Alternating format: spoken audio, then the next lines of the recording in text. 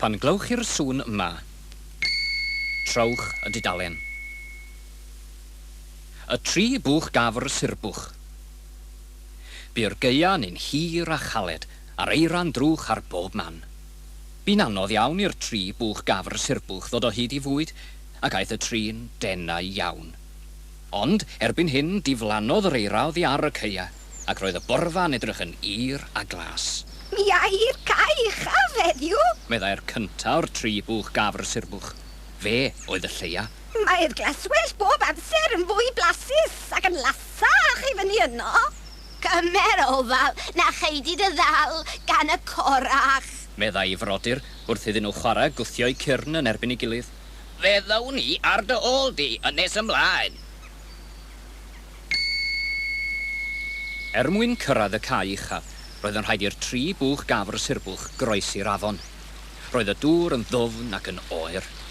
Yr unig ffordd i groesi oedd dros bont gefn grwm. O dan y bont, mewn lle tywyll a llaeth, roedd corach drwg i dymer yn byw. Roedd ei lygaid cymaint a soseri, a'i drwyn mor finiog a hir a ffrocer. Roedd ar bawb ei ofn, a doedd dim yn well ganddo na chael Bwch Gafr i ginio. Dyna lle roedd y corach wrthi'n trochi ei draed yn y dŵr gan geisio dal pysgodyn a bysedd i draed. Yn y man, clywodd y corach, trip, trap, uwch i ben. Pwy wyt ti sy'n meiddio croesi fy mhont i? Gwaeddodd. Dim ond fi. Meddai'r cyntaf o'r tri Bwch Gafr Surbwch. Felly'n wir. Yna, mi wnaid y fwyta di ginio, yn sŵr i ti. Rhuodd y corach. Da ti, paid â gwneud hynny. Ymbiliodd y cyntaf o'r tri Bwch Gafr Surbwch. Fi'n bychan a sena dwi, a fyddwn ni yn ddim ond un gegaid fach i di fy llyncu. Mae fy mrawd yn llawer tewach na fi.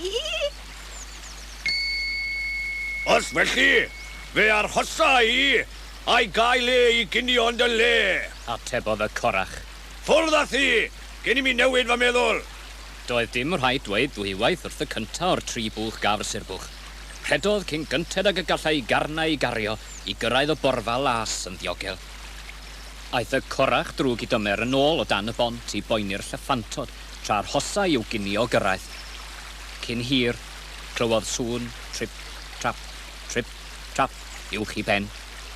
Pwy wyt ti sy'n meiddio croesi fy mhont i? Gwaeddodd. Dim ond fi. Meddai'r ail o'r tri Bwch Gafr Surbwch. Felly'n wir. Yna mi wnaid y fwyta di ginio, yn sŵr i ti. Rhuodd y corach.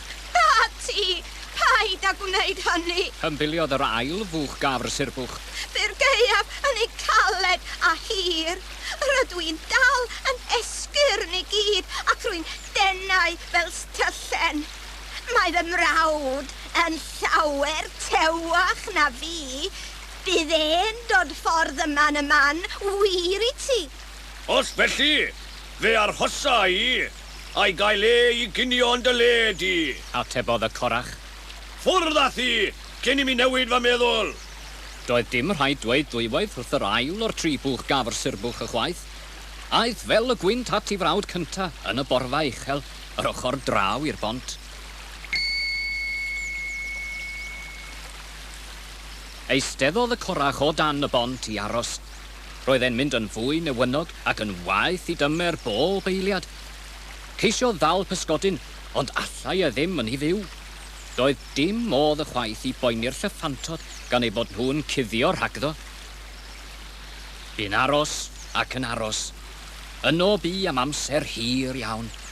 Ond o'r diwedd, clywodd sŵn traed uwch ei ben. Trip, trap. Pwy wyt ti sy'n meiddio croesi fy mhont i? Gwaeddodd. Dim ond fi. Meddai'r trydydd o'r tri Bwch Gafr Surbwch. Yna, rydw i'n dod i dy fwyta di. Rhuodd y corach. Rhwg yn ei garni, de. Gwaeddodd y trydydd Bwch Gafr Surbwch.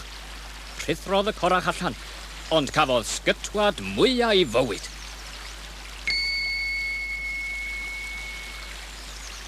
Y trydydd Bwch Gafr Surbwch oedd y mwyaf o'r 3 Bwch Gafr. Roedd ganddo gyrn hir troellog ar ei ben a barf hir o dan ei ein. Doedd arno ofn neb. Pwniodd y corach a'i gyrn gan ei daflu'n uchel i'r awyr. I fyny! Fyny! Fyny! Yr aeth y corach. Yna, i lawr! Lawr! Lawr! Y daeth y corach.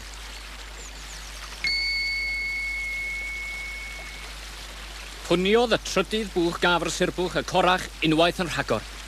Taflodd e'r corach cas mor uchel fel y bu bron iddo gyrraedd y lleiad. Yna, tra oedd y corach yn troi'n bendra mwnnogl drwy'r awyr, dyma'r trydydd Bwch Gafr Surbwch yn tithian at ei frodyr yn y borfa uchel. Daeth y corach fyth yn ôl, ac o'r dydd hwnnw hyd heddiw, mae'n eitha diogel i bawb groesi'r bont gefn grwm.